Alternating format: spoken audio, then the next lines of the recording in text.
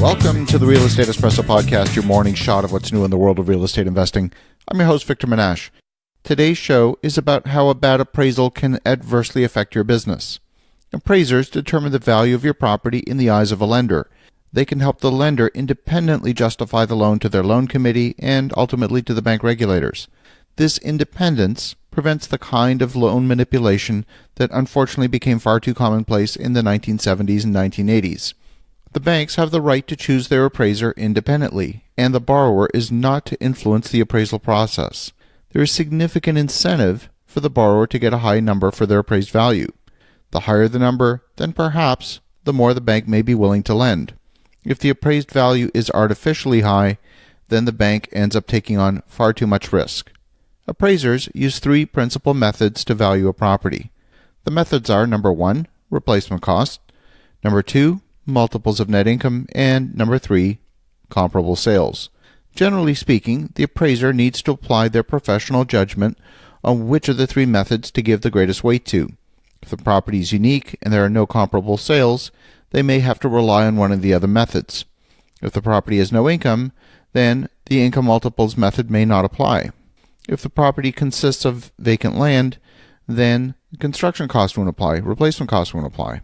On today's show, we're going to focus on what to do when the appraiser for your lender gives a value that's far from what you believe to be the fair value of the property. There can be several reasons why the appraiser comes to a surprising conclusion.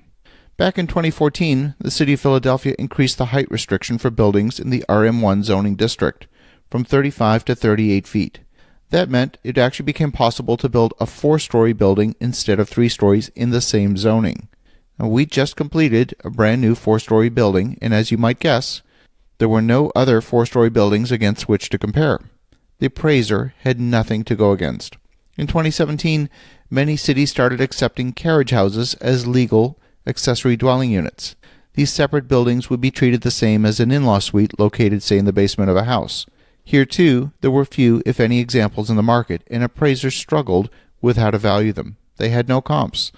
None of the appraisers I spoke with were willing to blaze a trail and take the personal risk of setting price precedents in the market. In another case, an appraiser valued a parcel of land as if it was agricultural land, instead of valuing it with the improvements that had been approved by City Council. It happens sometimes that you do get a bad appraisal. First happened to me back in 2012. The result was that instead of a refinance taking 3 months, it ultimately took me 9 months and 3 separate lenders to complete the transactions.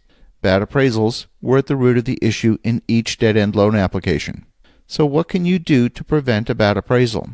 As a property owner, you don't get the opportunity to direct the appraiser. They have to do their work independently. However, I believe it's perfectly fair to show the lender your analysis at the start of the project, to show the lender you've done your homework and that you have a good understanding of the market.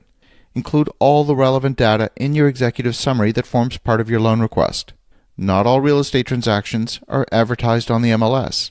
Private sales, which are transacted outside of the public eye, are no less real. They too should be counted when considering the landscape of transactions considered in the market analysis. You can include all of those off-market transactions you might be aware of that the appraiser is unlikely to find because they're not advertised. The impact of a bad appraisal can be significant. It can create delays. It can put the borrower in a situation of having to seek an emergency extension of a loan while they complete a refinance. It happened to me back in 2012 and 2013. Sometimes a lender chooses an appraiser for reasons that are difficult to understand from our perspective.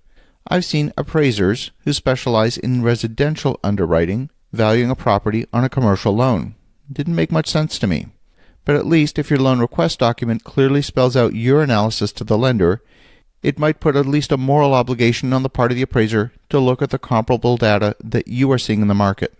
They may choose their own data set to work from, and they have the complete right to do so, but at least they'll have considered your data, and the chances are better you'll get a fair, accurate, and representative appraisal. This is an area where you need to exercise care. You don't want to be seen as interfering with the appraisal process.